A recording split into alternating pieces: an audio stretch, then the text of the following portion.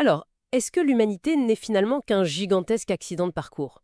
C'est la grande question, ouais. Ben oui, parce que depuis plus d'un siècle, on nous répète en boucle que notre existence, c'est juste le fruit du hasard, genre une série de mutations heureuses, une petite anomalie statistique qui s'est perdue dans l'immensité froide de l'espace. L'idée qu'on ait juste un coup de chance cosmique, quoi. Exactement. Sauf que les documents qu'on examine aujourd'hui pour notre analyse en profondeur proposent une perspective radicalement différente. On se plonge dans les recherches du biologiste Stuart Kauffman. À travers son livre Atom in the Universe, C'est ça. Et ce qui est dingue, c'est que la physique et les mathématiques qu'il présente suggèrent tout autre chose. En fait, nous étions prévus depuis le début. Donc notre mission, pour ceux qui nous écoutent aujourd'hui, c'est de décortiquer tout ça. On va essayer de comprendre comment les lois de la complexité rendent la vie non seulement possible, mais carrément inévitable. Je suis ravie d'explorer ça avec toi. pareil pour moi, je suis vraiment ravi. Surtout que cette idée bouscule un peu tout ce qu'on apprend sagement en cours de biologie.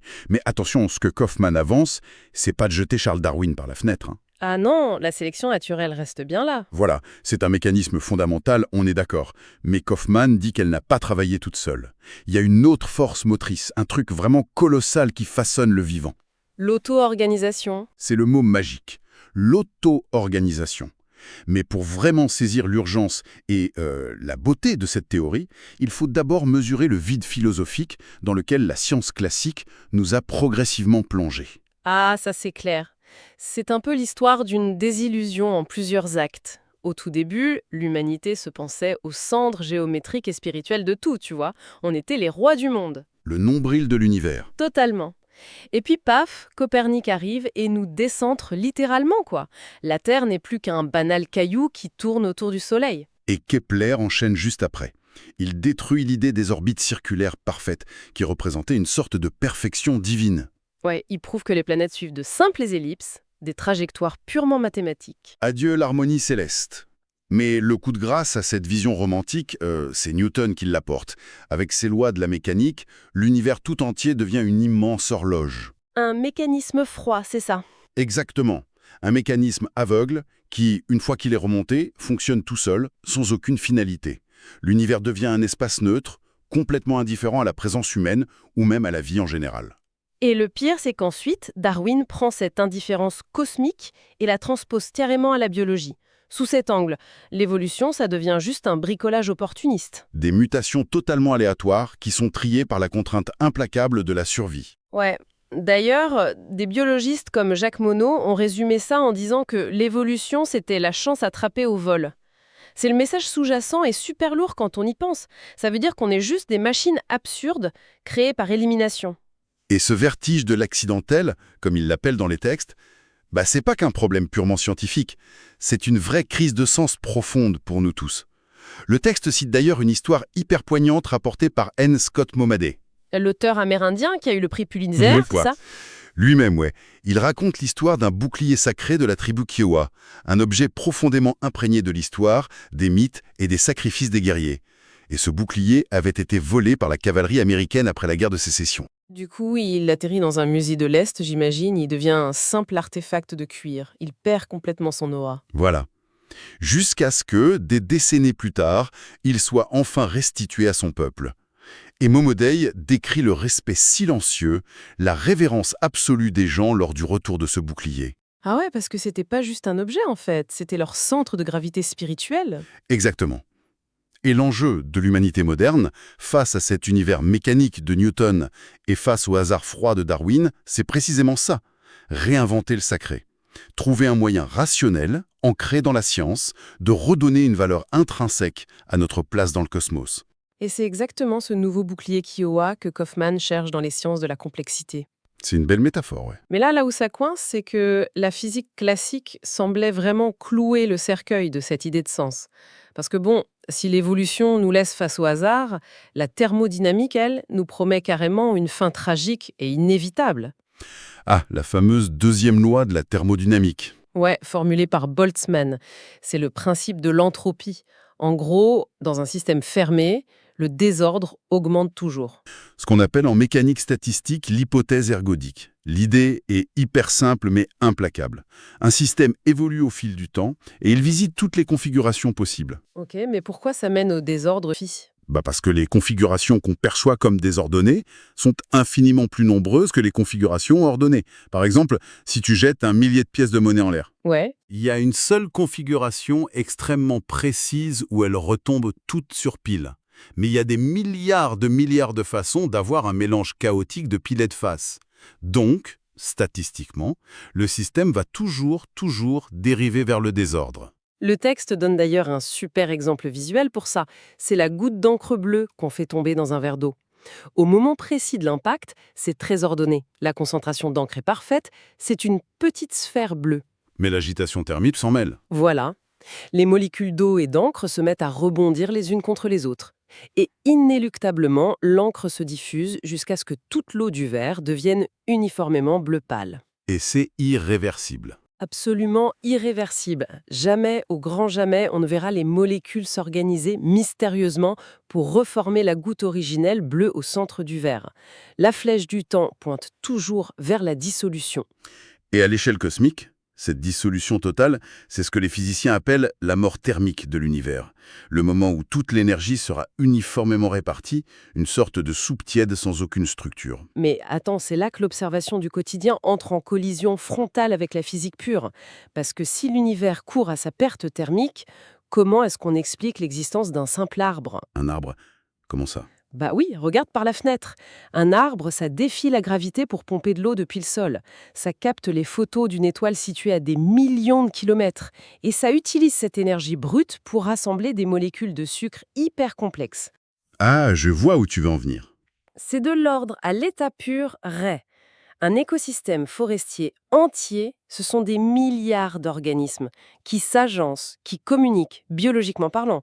C'est littéralement comme si l'encre se rassemblait d'elle-même dans le verre d'eau. Comment la nature peut-elle justifier une exception aussi monumentale? Eh bien, cette contradiction apparente, c'est le moteur même de la théorie de la complexité. L'auteur Kaufmann ne nie pas du tout la thermodynamique, attention, intrinsèque, qui génère de l'ordre de manière fulgurante. Et pour prouver que le hasard darwinien seul ne suffit pas à expliquer cette profusion, il s'appuie sur un événement géologique majeur, l'explosion cambrienne. Ah oui, il y a environ 550 millions d'années. C'est ça. Faut se rappeler que Darwin, lui, décrivait l'évolution comme un processus extrêmement lent, de bas en haut. Ouais, le fameux gradualisme. Une espèce primitive s'adapte doucement, elle accumule des micromutations sur des millions d'années, ensuite elle diverge pour former de nouvelles espèces, puis des familles, et au bout d'un temps infini, hop, on obtient des architectures corporelles radicalement différentes. Sauf que les registres fossiles du Cambrien racontent une toute autre histoire. C'est pas de bas en haut, c'est de haut en bas. C'est-à-dire, Presque tous les grands plans d'organisation corporelle, ce qu'on appelle les phylum en biologie, sont apparus de manière presque simultanée à l'échelle géologique. une vraie explosion, quoi. Littéralement. On a vu surgir d'un seul coup des créatures incroyables, avec des carapaces articulées, des systèmes nerveux complexes, des yeux multiples, des appendices hyper spécialisés. C'est dingue. En fait, c'est comme si la nature avait juste zappé toutes les étapes intermédiaires hyper laborieuses dont parlait Darwin. Il y a une analogie technologique dans le livre qui aide vraiment à clarifier ce concept, je trouve. C'est celle de l'invention du vélo. Ah oui, excellente analogie. À la fin du 19e siècle, quand on a commencé à inventer le vélo, on voyait des concepts complètement délirants. Il y avait le fameux grand bi, tu sais, avec sa roue avant géante et sa toute petite roue arrière. Ouais, des modèles sans pédales, des cadres en bois complètement asymétriques, c'était la folie. Voilà, exactement. C'était une période d'innovation frénétique. Les ingénieurs testaient toutes les architectures de base possibles, on cherchait la morphologie fondamentale. Le plan de base en somme. Exactement. Et puis, une fois que la solution optimale a été trouvée, à savoir 2 roues de même taille, un cadre en losange, une chaîne, l'architecture s'est figée et depuis 100 ans, on se contente de micro-ajustements. Des matériaux un peu plus légers, des freins à disque, des vitesses plus fluides, mais ça reste un vélo classique. C'est ça. Et selon l'auteur, c'est le reflet exact de l'explosion cambrienne, une période d'innovation morphologique massive, brutale, pour tester les grands phylums, suivie de centaines de millions d'années de simples ajustements à l'intérieur de ces plans de base. Et le truc, C'est que le hasard et les petites mutations graduelles sont incapables, d'un point de vue purement mathématique, d'expliquer une telle vitesse d'apparition de la complexité globale. C'est juste trop rapide pour être un accident statistique. D'accord, donc si c'est pas juste le temps infini et le hasard, quel est le vrai moteur physique derrière cette création fulgurante? La clé, elle réside dans la différence fondamentale entre les systèmes à l'équilibre et les systèmes hors équilibre. Ok, tu peux détailler un peu? Bien sûr, en physique, un système à l'équilibre, c'est un système qui cherche l'état de repos absolu, le niveau d'énergie le plus bas possible. L'image classique pour visualiser ça, c'est une bille que l'on lâche sur les parois d'un grand bol. Elle va rouler et descendre. Voilà, la gravité la tire vers le bas, elle oscille un peu, et elle finit par s'immobiliser tout au fond du bol. Et une fois qu'elle est au fond, elle ne dépense plus aucune énergie pour rester dans cet état. C'est l'équilibre parfait. Et ce principe, il existe même en biologie, non? Le texte mentionne l'assemblage spontané des virus. Tout à fait. Un virus, souvent, c'est pas grand-chose. C'est juste un brin d'ADN ou d'ARN entouré par une capsule de protéines. Et quand on place ces éléments séparés dans un environnement adéquat, ils s'emboîtent spontanément, comme des Legos, sans aucune aide externe. Ils tombent chimiquement dans leur état d'énergie minimale, exactement comme ta bille au fond du bol. C'est mécanique. Et c'est totalement inerte. Ça ne demande pas d'énergie continue pour maintenir cette forme. Sauf qu'une cellule vivante, une vraie cellule humaine par exemple, c'est tout sauf inerte. C'est pas du tout à l'équilibre. Non, au contraire. C'est ce que le physicien et chimiste Ilya Prigogine appelait une structure dissipative. Une structure dissipative? Ouais. Et pour bien visualiser ce que c'est, le meilleur exemple n'est pas sur Terre, mais sur la planète Jupiter. C'est la fameuse grande tache rouge. Ah oui, cet ouragan géant. C'est ça. Une tempête monumentale, plus vaste que notre planète Terre tout entière, et qui tourbillonne sans interruption depuis plus de 300 ans. 300 ans, alors que les gaz qui la composent entrent et sortent à des vitesses absolument vertigineuses. En fait, les molécules individuelles ne restent pas du tout sur place. Et pourtant la structure elle-même, l'œil de la tempête, persiste. Comment c'est possible ? Parce que, si je suis la logique du texte, la tache rouge est un système ouvert. Elle est traversée en permanence par un flux massif d'énergie thermique et de matière qui remonte des profondeurs de Jupiter. Exactement. Et c'est ce flux d'énergie constant qui empêche le système d'atteindre l'équilibre. Il le maintient de force dans cet état très organisé. Le jour où l'énergie cessera d'affluer, la tempête s'épuisera et le tourbillon disparaîtra. Du coup, concrètement, la vie, c'est comme le tourbillon qui se forme au-dessus de la bonde quand tu vides ta baignoire. C'est une excellente image, ouais. Le tourbillon dans l'eau de la baignoire ne garde sa forme que parce que le robinet coule en permanence pour apporter de l'eau fraîche et que la bonde en bas la laisse s'échapper. C'est un flux continu. Et notre métabolisme humain fonctionne exactement selon ce même principe. C'est fascinant d'y penser comme ça. Nos molécules à nous, elles sont remplacées des milliers de fois au cours de notre existence. Notre peau se renouvelle sans cesse, nos os se remodèlent de l'intérieur. On est des tourbillons métaboliques continus.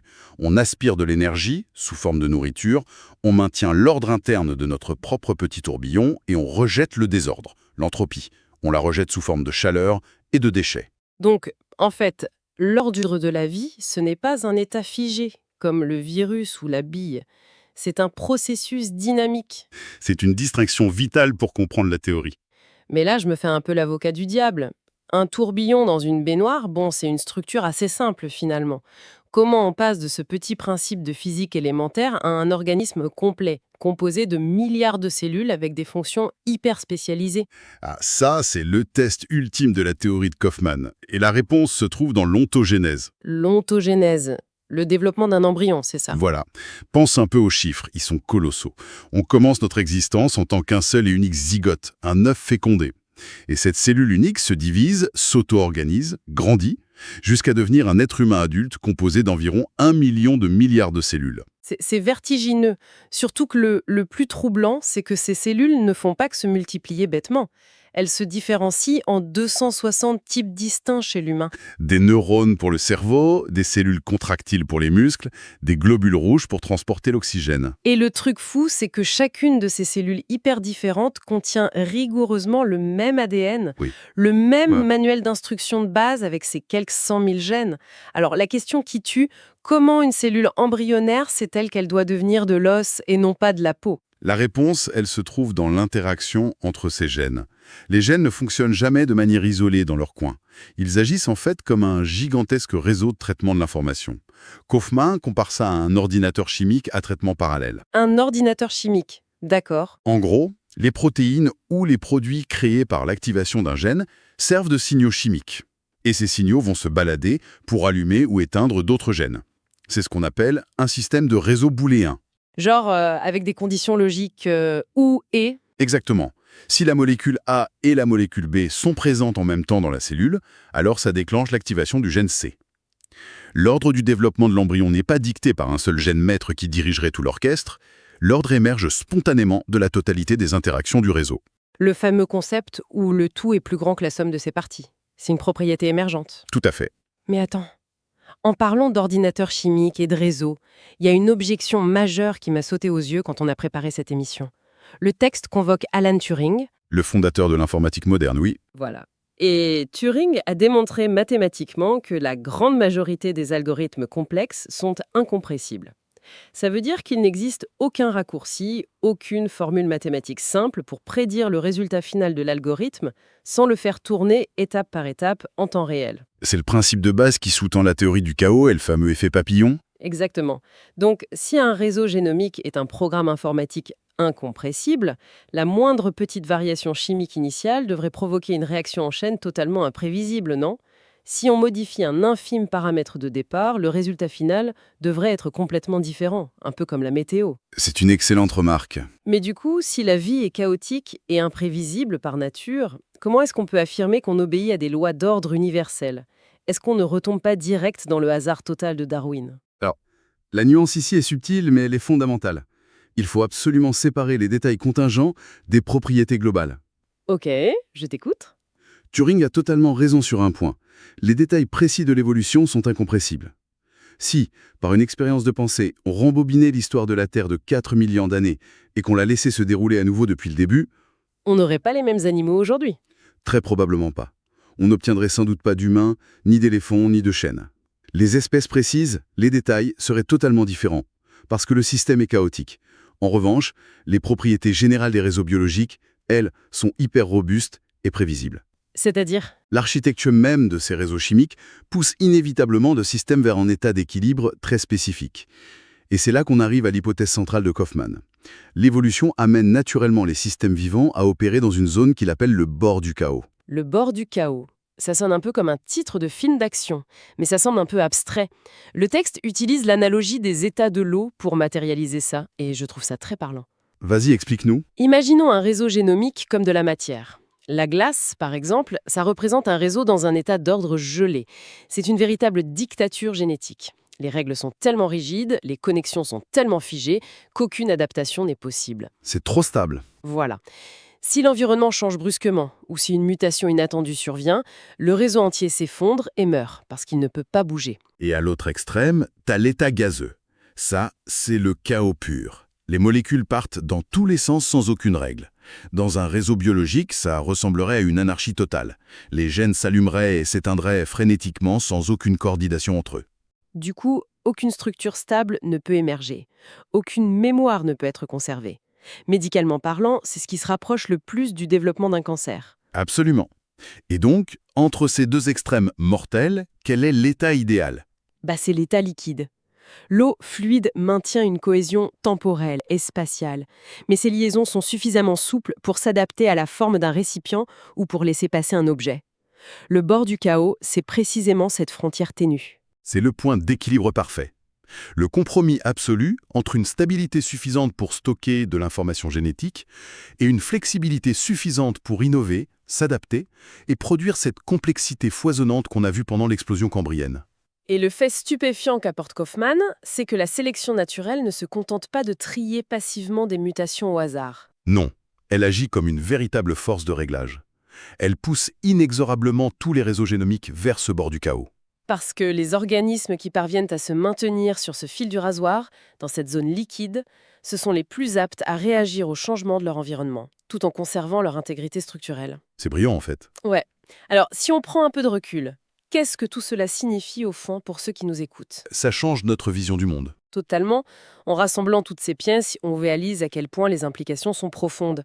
L'évolution n'est pas juste un concours de survie basé uniquement sur des erreurs de copie aléatoires de l'ADN. L'auto-organisation, qui est inhérente aux lois thermodynamiques des systèmes en rééquilibre, nous offre cet ordre de manière gratuite et spontanée. Et ça change tout. La forme des réseaux, la coordination des milliards de cellules, la stabilité dynamique de nos fameux tourbillons métaboliques, tout cela est dicté par la physique profonde de la complexité. Ce qui veut dire que l'ordre phénoménal que l'on observe tous les jours, de la plus petite cellule jusqu'à la biosphère entière, est fondamentalement naturel. L'univers n'est pas seulement une horloge mécanique géante en train de se détraquer lentement vers le chaos thermique.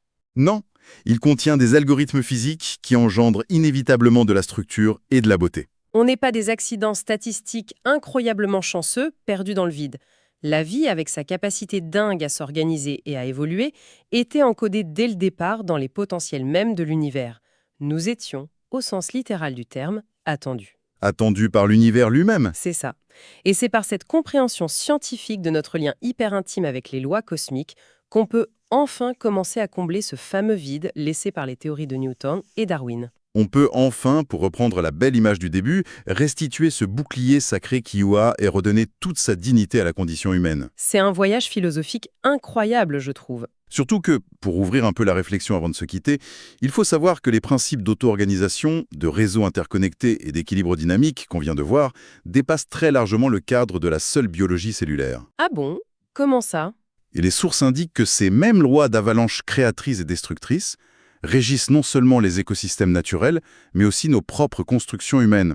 Pensons simplement à la sphère économique ou technologique, par exemple. Ah oui, l'évolution de nos sociétés. Exactement. De nouvelles technologies apparaissent souvent brutalement, elles détruisent de vieilles industries établies, elles forcent le système tout entier à se reconfigurer pour exploiter de nouvelles niches. C'est exactement comme l'explosion cambrienne qui a reconfiguré la vie océanique d'un seul coup. Des cycles de destruction créatrice perpétuelle, en fait. Précisément. Et si la loi universelle des systèmes complexes est de s'ajuster en permanence pour naviguer sur ce fameux bord du chaos dont on parlait, eh bien ça offre une grille de lecture absolument fascinante pour notre propre époque. C'est vrai que notre époque est pas mal chaotique. Justement, les crises économiques mondiales à répétition, les bouleversements technologiques ultra rapides, l'intelligence artificielle, la complexité croissante de nos sociétés interconnectées, peut-être que ce ne sont pas les signes d'un système malade qui s'effondre dans le désordre égordique total. Ce serait quoi alors? C'est peut-être simplement la preuve que notre civilisation humaine, dans sa globalité, agit exactement comme un méta-organisme vivant. Un système gigantesque qui tâte le terrain, qui cherche frénétiquement à éviter à la fois l'ordre gelé de la stagnation et l'anarchie gazeuse pure pour trouver son propre point d'équilibre évolutif. On serait tous collectivement en train de chercher notre bord du chaos. C'est une pensée vraiment vertigineuse à garder à l'esprit quand on observe le fracas et les transformations permanentes de notre monde contemporain. Merci beaucoup pour cet éclairage, c'était passionnant. Le plaisir était pour moi. Et merci à tous ceux qui nous écoutent d'avoir suivi cette analyse en profondeur. Gardez un œil sur le chaos et à très bientôt.